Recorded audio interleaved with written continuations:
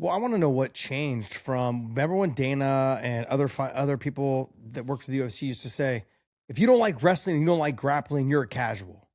And now all of a sudden, they're not signing guys that have winning records, or they're not re-signing guys that have winning records in their organization. What has changed? I mean, now, I mean, like, you would think they're trying to hold on to every fighter that they could, because they have to deliver the goods on this CBS. They're doing 52 shows. I think what total was like, I don't know, it's some ridiculous amount of shows every year between Dana White Contender Series, the Apex So shows, 30 fight nights total, and then 13 numbered events. So 43, but that doesn't include Contender Series. That doesn't include Road to Asia. That doesn't, or Road to UFC. That doesn't include any of the other stuff. That's a ton of fights. You would think they'd be trying to keep every fighter they possibly could. Because, like, I've told this story a bunch of times. Joe Silva, after I was supposed to fight Anthony Pettis, and he said he was injured. Okay, I said, okay, give me anybody in the top 5. He's like, here's the list, Josh. See all the guys with the red next to their name? They're unavailable. They're either matched up, or they're hurt, they're injured, surgery, married, doing something. He's like, there's no one. There was no one in the top 15. Luckily, Benson, who was getting married, said, I'll take the fight before I get married. I said, sign, I'll do it. Yeah. Like, that's where we live right now, is people don't realize how difficult it is for them to match make, because certain fighters won't take fights. Certain fighters are injured, or they're saying they're injured because they needed whatever, they need a vacation or a break, whatever it is. And certain fighters just want to only fight the best guys. But if you're the UFC, how can you say your fighters the best fight the best when you're letting go of guys that are undefeated in your organization?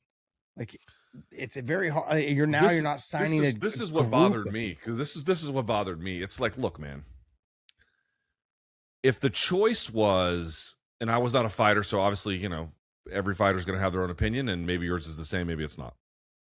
But in terms of just my experience watching what works and what doesn't in MMA from afar, the matchmaker model, right? An organization that runs on a matchmaker model versus a tournament model, it's much better to have a matchmaker model. They need some ability to be flexible to make the job of a promoter, as far as I understand it, is to put on fights that people want to pay money to see. And you, as part of your DNA, you want to have the best versus the best if you're the UFC. But, like, these are the core kind of jobs around what they have to do. In terms of getting rid of the talent like that, getting rid of a guy like Renat Fakretdinov, who was, as indicated, 6-0-1, it's very jarring to watch, because you're like, well, I remember back in the UFC, and you'll remember this too. Remember, like, there was a time when, like, if you lost 3 times, they just cut you.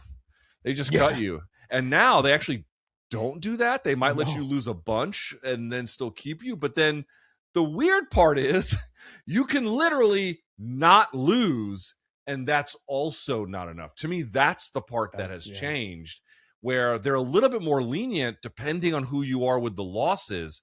But if for whatever reason the wins are not, I don't know, spectacular enough, or again, you don't speak English, or you're a top control position guy, dude, that is not a ticket to anything. Yeah. That is just, it doesn't do you any good. It's a different ball game as a consequence. So, like, I'm not here like recommending, oh, it's okay to lose. I don't think that's a good thing either. But there's a little bit more longevity, it appears, in that kind of an approach versus what it used to be. Well, I guess to kind of push this on, though, is how does the UFC go about taking this to the next level when they're doing things like this? Like, I get, like, having exciting fights. Okay, they're trying to reinvent, they're trying to recreate the Conor McGregor, the Ronda Rousey era. That was their peak era. The John Jones and Daniel Cormier, like, that was their peak era, I really believe, when Strikeforce came over and they absorbed all these world-class fighters and they were able to get it to work. How can they get this now to the next level, though, with the Paramount and CBS deal, when they're cutting guys that are basically, like you said, 6-0-1, and fighters like Arman are not getting their title shot, knowing that he's the clear-cut number 1 contender? I mean, there's reason to be mad at him, sure, but he's paid his dues. He came in as a backup. He's won a fight. He looked very dominant against Dan Hooker. He was told that was the number 1 contender spot. That person will fight, and then he got sidestepped. And I'm not taking a dig at all at Gaethje or Patty. I'm all for it. I'm looking forward to seeing that fight.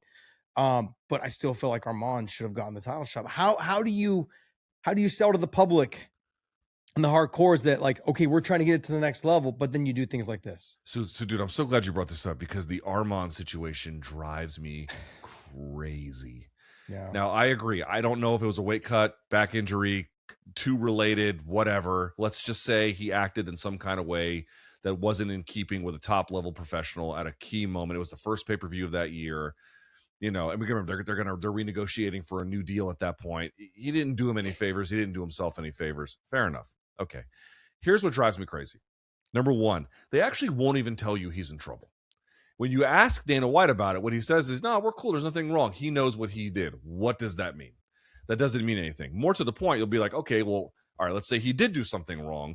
What is the punishment? But then they won't even admit there's a punishment. But yet, they also won't acknowledge that he's like by a million miles the number one contender. I mean, what he did, Dan Hooker is not a scrub, and Arman made him look like one. I mean, that's crazy that he was able to do that. He's a fucking physical freak. Yeah. Like, and by the way, speaks English. Like, this is a thing that you can, and there's a huge Armenian population in California, which I'm sure you know as well. Absolutely. Like, there's stuff you can do with this. And then they're sitting him on the shelf. It's like they won't commit he's in trouble, but they won't commit to his future. They won't commit to what matchmaking he has, but he does have the number one ranking contender. Like, none of it makes sense at all. And what drives me nuts is that I was there for that congressional testimony when the UFC representatives are telling Congress, hey, listen, this is a place where the best fight the best. And I wanted to be like, well, objection, because sometimes that's true, but right now it literally is not. And I'm with you. Patty versus Gaethje, whatever else you want to say about the fight, just those two guys fighting, sick fight. Love it. Yep. No problem with it. It's a great fight. I'm okay with it. It's just when Arman is sitting out there, this is a thing. But I would say this is one of my, and again, this is like a back of my mind concern because I think it's just too early to tell. But one thing that is on my mind, if I may say so, is that I think that Dana White is obviously got a lot of say over some things. As I understand it, like the way a broadcast looks, the way it's shown to you, all the different elements, who's on it, what they're saying, this is very Dana driven as I understand it. But in terms of like how the company is structured and the broader decisions that it makes, those have been removed from him. So I'm not saying he's a figurehead, but he's not the guy that he once was several years ago. And one of the guys that has kind of stepped up as somebody who's got a lot of opinions about the company is Mark Shapiro, the COO of TKO. Yeah. And if you hear Mark Shapiro talk, he says shit that should make you nervous. For example, saying stuff like, oh, we can put fights on at the Apex and people don't even know if we're in another town or not because it all just looks so great. And I'm like, Mark, we can tell, buddy. We can definitely tell when you're in the Apex. Okay, that's very clear. But then the other part is, he'll say things about, structuring the product in a way that he's not trying to like make it the very best each time. He's trying to deliver a large slate of content all at once to someone else. And the way I kind of liken it is almost like to banquet food. If you go to a banquet, the food is not necessarily bad, but they got to make a bunch of it for a bunch of people. How good can the food be when you've got to make a bunch all at once? It can only be so good.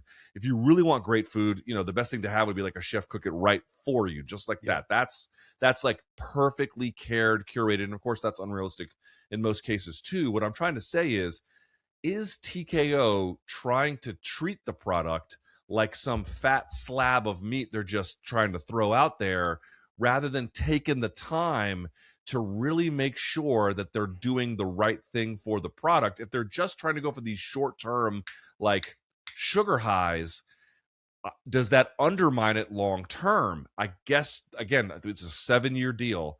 I think we're definitely going to find out. I think it's already been proven that it undermines the deal. It undermines the growth of this sport. You want to know why? Because when they went to the Apex during COVID, when they needed to, and they continued to go on, what they stopped doing was they stopped gaining new fans in the States. They stopped gaining new fans in small cities and towns across the world. Because what they would do is they would go to Omaha, Nebraska. They would go to Nashville. They'd go to Knoxville. They'd go to Dallas or San Antonio. They'd go to areas that were the casual fan.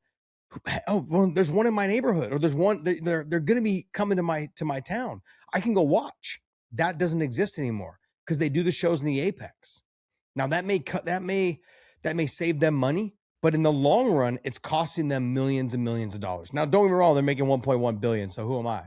right? But I think you understand what I'm saying. Like Yeah. they're lacking fan base in the States because they have no American fighters. Well, no American fighters. There's probably a lack of American fighters because they don't watch it as much. You guys don't come to the local town anymore. You're not going to Omaha, Nebraska. I keep using that because that's the one that comes to my mind. But you're not going to Boise, Idaho. You're not going to Spokane, Washington. You're not going to these small towns where the hardcore fans live and are like, I want to go watch. This is my one chance. I'm going to go. They don't do that anymore. It was good to be in the Apex during COVID. They got away from it. They stayed there. Which killed it for all the hardcore fans that were young, didn't have any money. Have you tried to go to a UFC lately? No. It's like $3,000. Oh, the tickets for nosebleeds. Are insane. Yes. For nosebleeds. And I'm baffled because I have a friend who lives here in Dallas. He's like, I try to go to as many events as I can. He goes to like 4 or 5 a year. And I'm like, he went to Noche, the first one at the Sphere. Ridiculous. I think he paid like something like $12,000 for a ticket. It was some ridiculous amount of money. It was insane. It was insane. And all the other ones he goes to, he gets like the little VIP treatment. So it's an extra couple dollars or whatever it is. But regardless, ultimately, like I feel like they're losing their people and their fans, and they've got to find a way to build it back up. And I was hoping you'd have an answer because I don't have one. Listen, I know this. They've got time and they've got money. And you can't say that they don't know how to build an MMA brand because they do. The only thing I'm worried about is the TKO, to your point. Hey, could we make tickets cheaper and make it for hardcore fans? We could. Yeah. We wouldn't make as much money doing that. Could we take a card to Omaha instead of, Las Vegas or, we could, but then we'd make less money. And I feel like there's a little bit, just too much of that happening around the product. But, maybe this cushion from Paramount will switch up some of their priorities. We'll see.